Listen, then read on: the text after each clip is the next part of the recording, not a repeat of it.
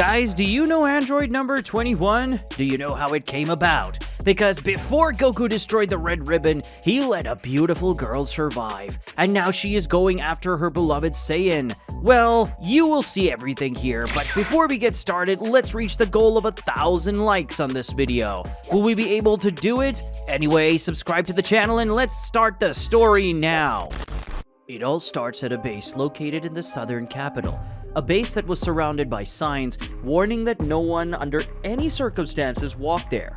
It appeared to be a laboratory which was protected by several layers of snow, as the southern region of the capital was known for having a lot of snow. In this laboratory that was once the central communications point of the old Red Ribbon base, it was still inhabited by a great and forgotten scientist.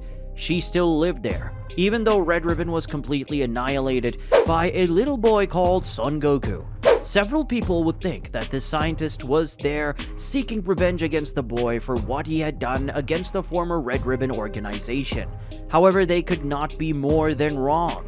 This scientist, who was once married to the old maniac named Dr. Giro, who modified her to be a perfect android. And so when Dr. Giro finished his mission, he married his own creation and later ended up giving birth to his first son, known as Android number 16.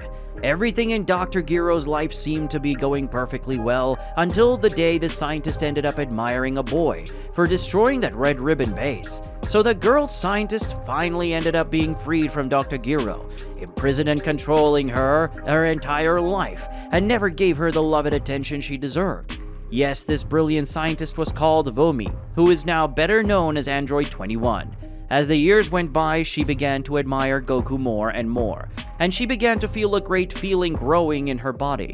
A feeling so great that any moment she could explode with so much emotion. This secret, she researched a lot about the Saiyan who ended up being responsible for her freedom.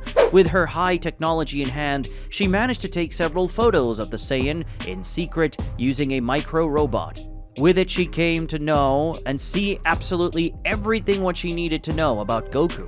Android number 21 said, "Ah, my beloved Goku, if you only knew how happy you make me, even though you're far from me. I can't bear the idea that you're not by my side. Fortunately, the moment where we will see each other is closer than ever. Wow, I love you so much. I want to see you soon so that we can have our loving moment that we didn't have the opportunity to have," Vomi said while writing in her small notebook. Android number 21 said, "This notebook holds everything about you. Absolutely everything. Your habits, tastes, personality, body. I know everything about you, Goku.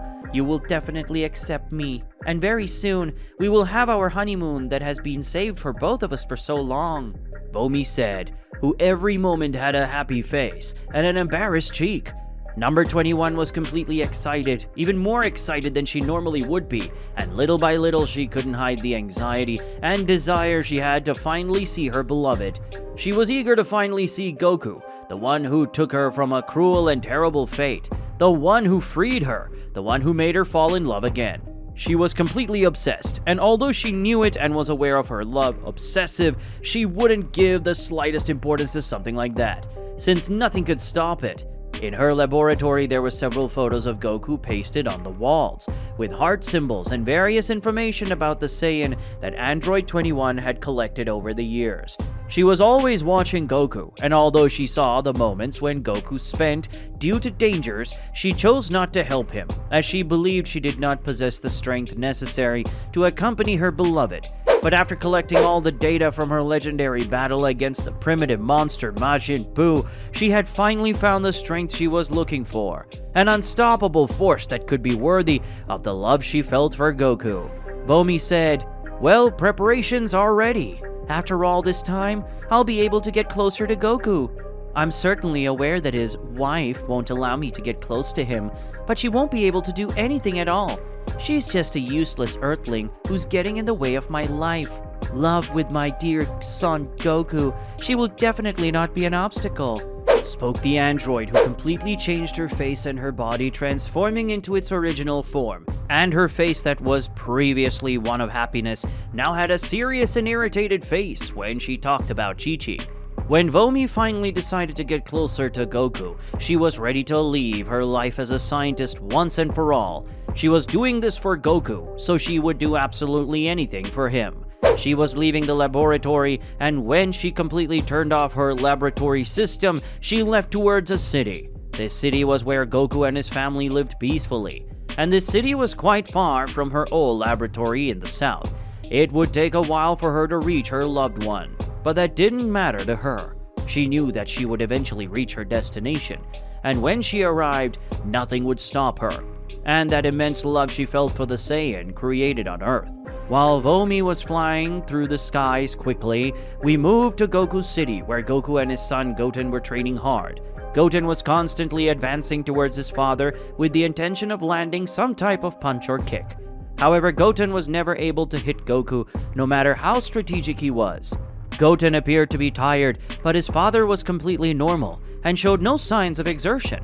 After this little training between father and son, the two were calm, looking at the heavens while admiring the big, clear blue sky.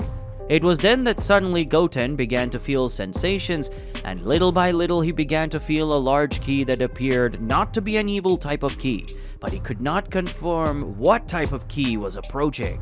Goku, who had a happy face, also drastically changed his expression to a serious look. He was worried, because although this key was not that strong, the amount of malice that came from this key was something completely monstrous to Goku. At that moment, Goku and Goten had a big surprise. A figure ended up appearing before their eyes, a female figure with red hair and very charming glasses. The evil key had arrived faster than Goku and Goten expected. Goku was surprised because that woman just looked at him. It was as if she was trying to look inside him. And although Goten was looking at his father, she seemed to act as if only Goku was in that place. Goten said, "Hey you, do you know my father? It's not normal for people like you to appear so suddenly. Your key is very evil. Tell me, who are you and what do you want?" The boy said, worried because a battle could happen there at any moment. Vomi, who was only looking at Goku, had completely ignored Goten's question, and little by little she approached the Saiyan. Goku, who didn't know how to react and didn't expect something like this to happen, just stood there, watching what the girl was intending to do. It was then that Android 21 put his hand on Goku's face, and at the same moment she became embarrassed. Goku said, "Oh, hello. Do we know each other from somewhere? I feel like I've seen you somewhere, but I can't remember where," said the Saiyan while placing his hand on his head and scratching it. Android number 21 said, "You, Goku, were a very special person in my life. The day you destroyed Red Ribbon when I was a boy, because I am Dr. Gero's creation. I belong to him. But you, Son Goku, freed me, and that was the moment I began to admire you. And with that admiration, a love emerged within me over the years. My name is Vomi, but I'm an android. Android number 21. Said Vomi, who now placed his hand on his face with a malicious and perverted expression. Goku said, I just remembered. You were a girl at the Red Ribbon office, right?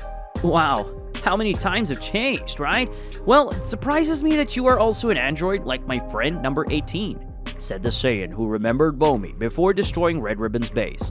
She had seen this woman running to protect herself from Goku's battle against Red Ribbon. Goku, who felt an evil key coming from that girl, ended up not caring much and was beginning to be convinced that she had no bad intentions, so he decided to invite her to a lunch he was about to have at his house. So they went home, with Goten being completely ignored by his father and number 21. When they entered, Chi-Chi found the girl strange, as he had never seen her anywhere. And although she wasn't sure, she was beginning to suspect her intentions. But even so, she allowed the guests to enter. As everyone sat down, the atmosphere seemed to be strange between Vomi and Goku, as the girl got closer and closer to Goku. And as this went on, it seemed like she was about to throw herself at Goku. She was very happy, and when she got as close as possible to Goku, she grabbed him with a hug where Goku's face was trapped in Android 21's breasts. At that moment, Goku didn't have any kind of reaction, as Goku didn't realize what was happening because of his great naivety. However, Chi-Chi paid attention to this, and when she saw this with her eyes, she couldn't bear to see such boldness coming from a stranger, and so she ended up expelling Vomi from her home. And although Goku said he didn't understand what was happening, Goku could see all of Chi-Chi's anger through his red aura and the scolding he received. Vomi, outside, just smiled at all this, accepted Chi-Chi's expulsion, but in the girl's thoughts she was not going to give up at all. Goku would definitely be hers, and no one would stop that. Well guys, I'm going to end the story here. Did you like it? I hope so. Part 2 will be out soon, so stay tuned to the channel and subscribe here and leave your like. Well, I'm going to say goodbye here. See you guys.